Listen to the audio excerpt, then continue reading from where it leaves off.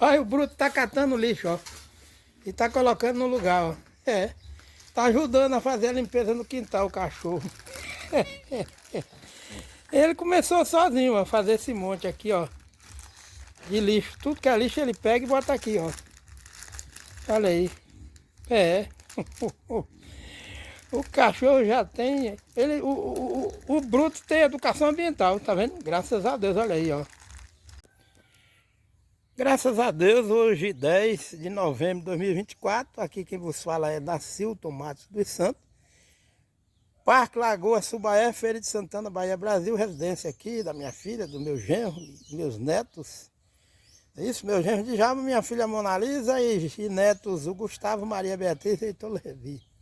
Temos aqui uma espécie que é o cajueiro. Ela é uma espécie arbórea e nós temos frutos, não é assim? Já demonstrando a utilidade dessa espécie nessa proposta ou de quintal agroflorestal ou de quintal com enriquecimento de fruteiras, não é assim? Bem, aqui nós temos o caju, é uma fruta tropical, e o hábito que nós temos aqui na Bahia, né, quando nós éramos crianças, pelo menos eu fui criado assim, nós juntávamos as castanhas, era uma festa, não é isso? Para quando tivesse já um saldo amealhado de castanha, pegávamos uma chapa de recipiente metálico e com um facão nós furávamos e fazíamos o que? A chapa para assar a castanha. Só que precisava e precisa ter cuidado, né? Porque se ela pocar, como diz na linguagem popular, ela salpica o óleo, né, dessa castanha que é causticante e queima e arranca a mesma pele do indivíduo ou da indivídua. Então aqui, olha, é alimentação que é produzida com o trabalho de revegetação de quintais na zona urbana. E a panorâmica desse quintal, através da presença de espécies que são espécies arbóreas ou palmeiras, não é isso? Como nós vemos aqui o coqueiro, não é assim? É uma palmeira. E aqui o cajueiro, já com alguns frutos, né assim? Olha lá em cima. Ontem nós fizemos a colheita da laranja. Colhemos laranja, não é isso? A laranja lima, saudável. E o manejo do solo, vimos ontem também, que é a cobertura morta utilizando as folhas das árvores. Há necessidade de se fazer um manejo mais eficiente neste solo, já falei para o meu genro Djalma, que é enriquecer com espécies herbáceas, arbustivas ou arbóreas com o objetivo de podar e colocar sobre o solo material picado ou repicado de galhos para que esse solo venha passar por um processo de recuperação da estrutura da macro e microbiologia do solo, pois solo na zona tropical, devido, graças a Deus, às altas temperaturas, quem faz a diferença do potencial nutricional, da fertilidade do solo, quem faz a diferença é solo coberto, a cobertura vegetal, herbácea, arbustiva e arbórea, ou então com essa cobertura morta. E todo esse processo de reciclagem, onde flores, galhos, frutos vão caindo sobre o solo. Nós vemos aqui alguns frutos, né, de manga, da mangueira caindo sobre o solo, onde os decompositores naturalmente vão incorporando de uma forma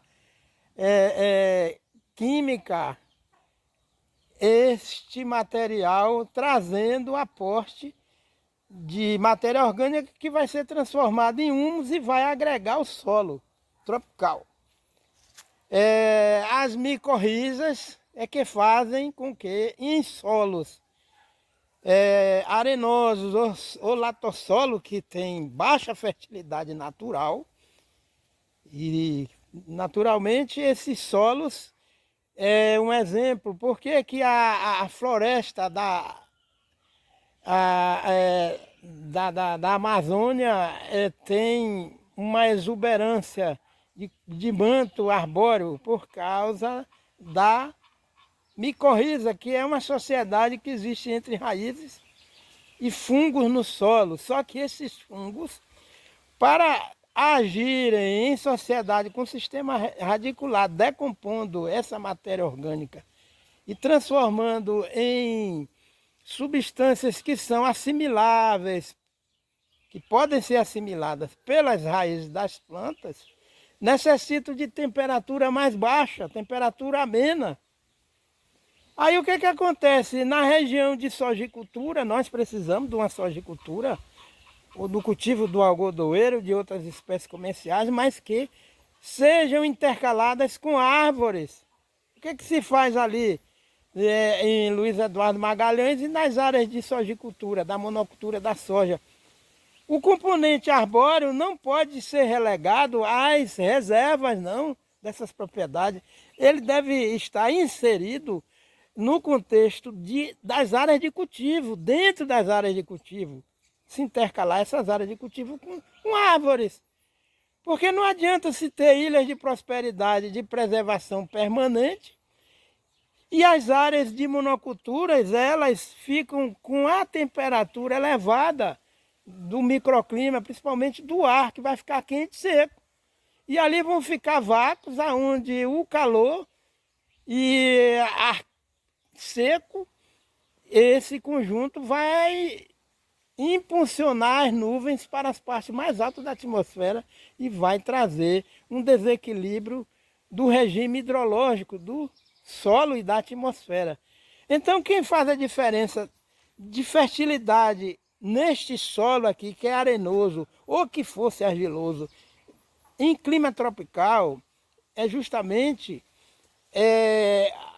o componente da macro e microbiologia do solo. E é representada através da micorriza. Se você tem um solo tropical, que é o histórico comum, graças a Deus, no nosso país, de solo tropical, que estão sob temperaturas mais altas, se o solo está recebendo a luz do sol e com cobertura de porte baixo, com um sistema radicular mais raso, é claro que a temperatura ambiente vai aumentar e vai se diminuir ou vai suprimir a atividade da micorriza no solo. Porque a rizosfera é o espaço que existe entre as raízes, né, dos vegetais, graças a Deus por isso, e o solo.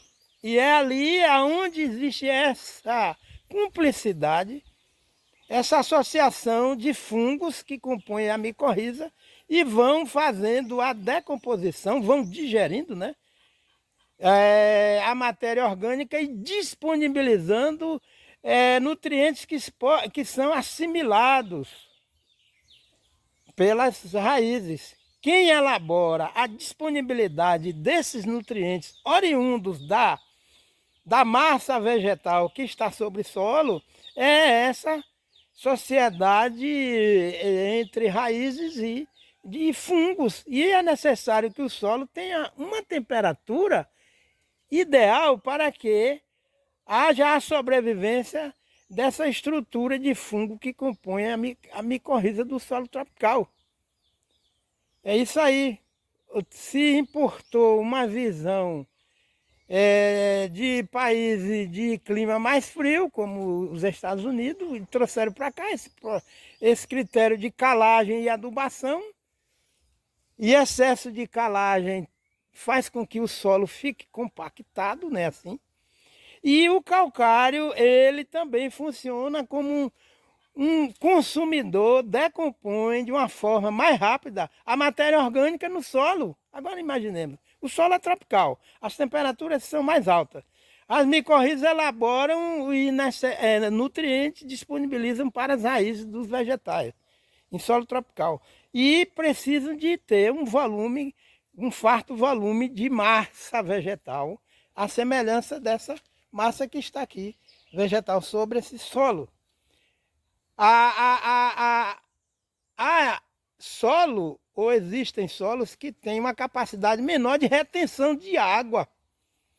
Um solo que tem menos argila, um solo como esse aqui, tem uma menor capacidade de retenção de água. Agora imaginemos, na zona urbana de Feira de Santana, ela é uma ilha de calor, porque os solos predominam solos arenosos. É isso aí, quando esfria, o solo tem uma boa capacidade de conduzir, é condutor de temperatura alta ou baixa, então quando esfria fica um frio insuportável, ou quando esquenta fica um calor insuportável. Então a cobertura vegetal, herbácea, arbustiva e arbórea, elas estão fazendo a regulagem dos extremos de temperatura. Então é por isso que as áreas de ilha de calor, como a zona urbana de Feira de Santana, é necessário que essas áreas sejam rearborizadas para que se evite o excesso de calor sobre o solo, ou solo descoberto, ou então solo impermeabilizado através de calçada e asfalto. Há necessidade desses conselhos comunitários serem criados, conselhos comunitários ambientais, e é necessário que Secretaria do Meio Ambiente, Secretaria da Agricultura, Secretaria de Educação façam uma parceria e cadastrem os jovens de cada instituição, estabelecimento de ensino dos municípios, para que eles tenham um horário, saindo das quatro paredes, para ir à sociedade, no contexto de organização urbana, através dos conselhos comunitários, fazer palestra e vir em loco avaliar esses quintais que já estão construídos pela a formatação do etnoconhecimento, da etnobotânica, da ecologia. E aí, com esses terrenos que são adquiridos para se construir os condomínios, é preciso deixar o manto vegetal arbóreo, arbustivo e herbáceo com critério e vindo a construir as residências para evitar essa onda de excesso de calor em condomínio, que cada condomínio em Feira de Santana e nos demais municípios do Brasil que não tem sustentabilidade, esses condomínios são verdadeiras estufas. Muito muro, muito ar quente, seco, e muita calçada e muito asfalto. E aí o que é que vem? Aumenta o consumo de energia elétrica via ar-condicionado ligado e ventilador.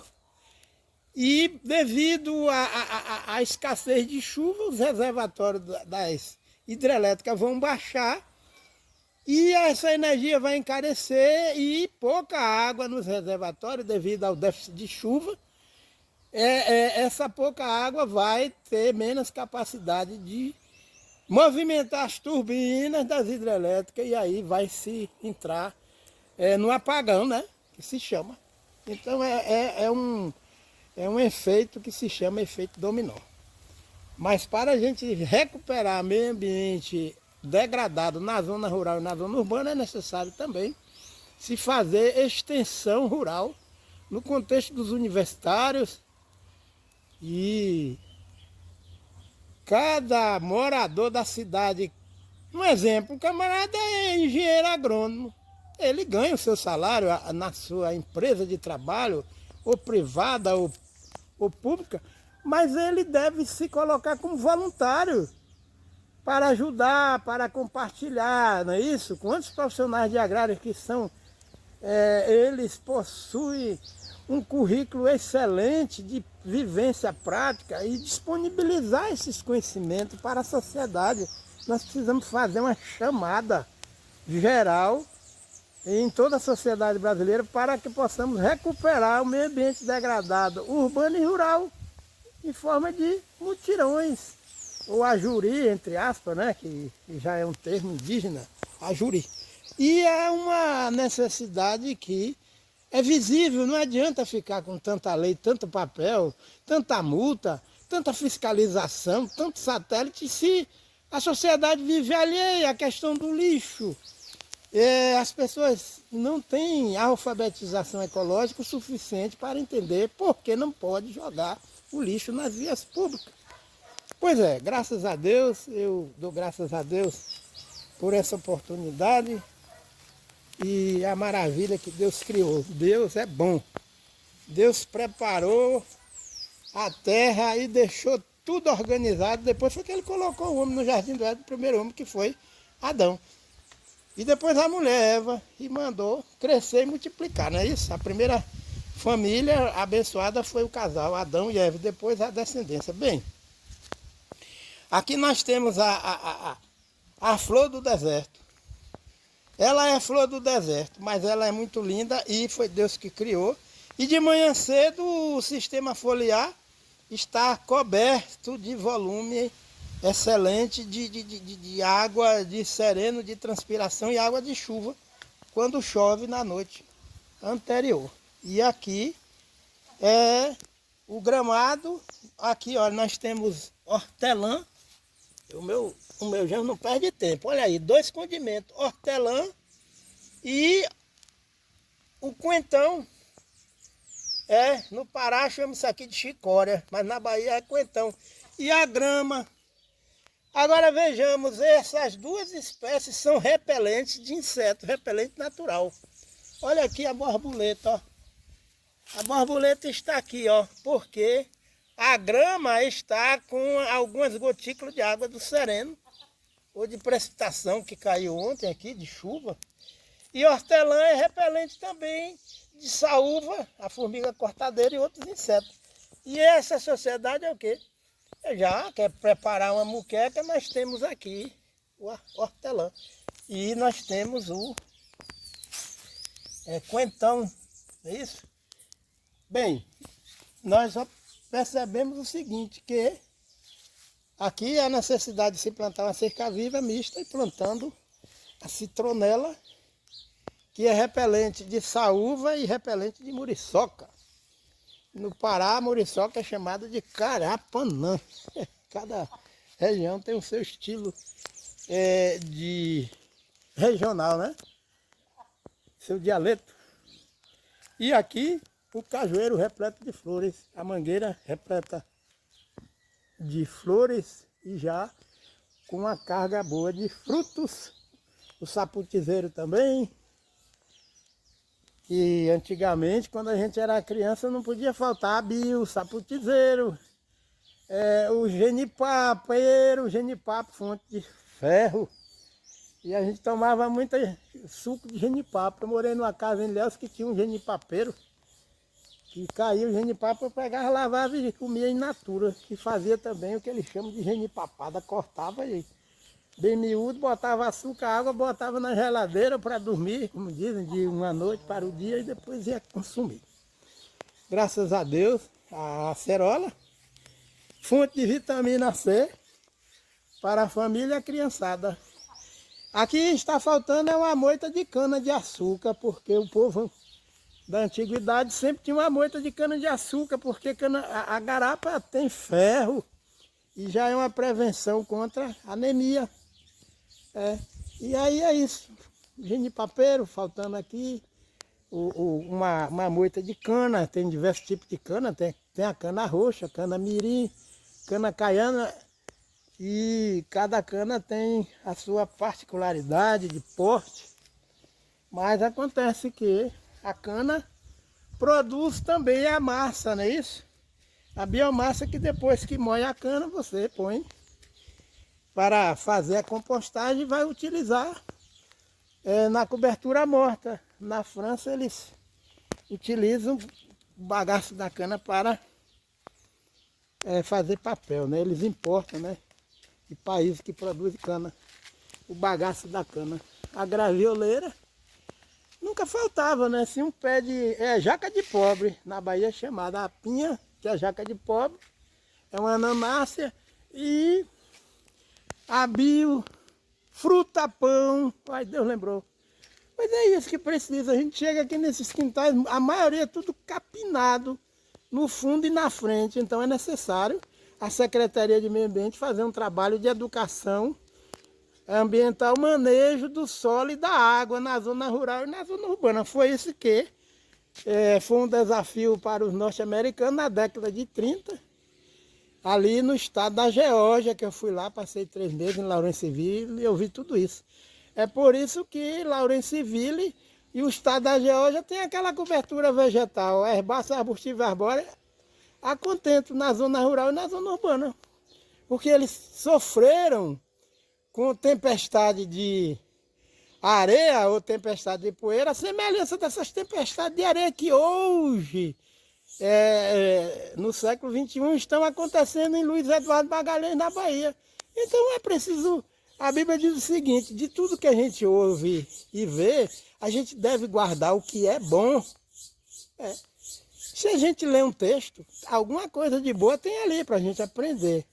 Então nós devemos guardar esses ensinos, mas a gente precisa ter um projeto de manejo do solo e da água na zona rural e na zona urbana, manejo do solo tropical.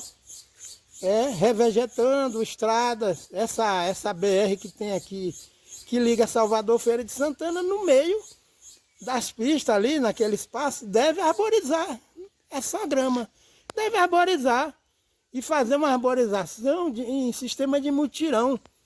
Convidar a população a preparar mudas, viveiros comunitários e enriquecer aquele espaço que fica entre as duas pistas, né, que é pista dupla, com árvores. Isso vai contribuir para evitar o excesso de calor nas rodovias e, consequentemente, nas cidades que são periféricas a essa rodovia que liga Feira de Santana a Salvador, né? Salvador, Feira de Santana, Bahia e Salvador, Bahia. Graças a Deus, aqui quem vos fala é Dacilton Matos dos Santos, Feira de Santana, Bahia, hoje 10, né? Hoje são 10 de novembro de 2024. Fica aqui o Salmo de número 121 para a nossa meditação, graças a Deus.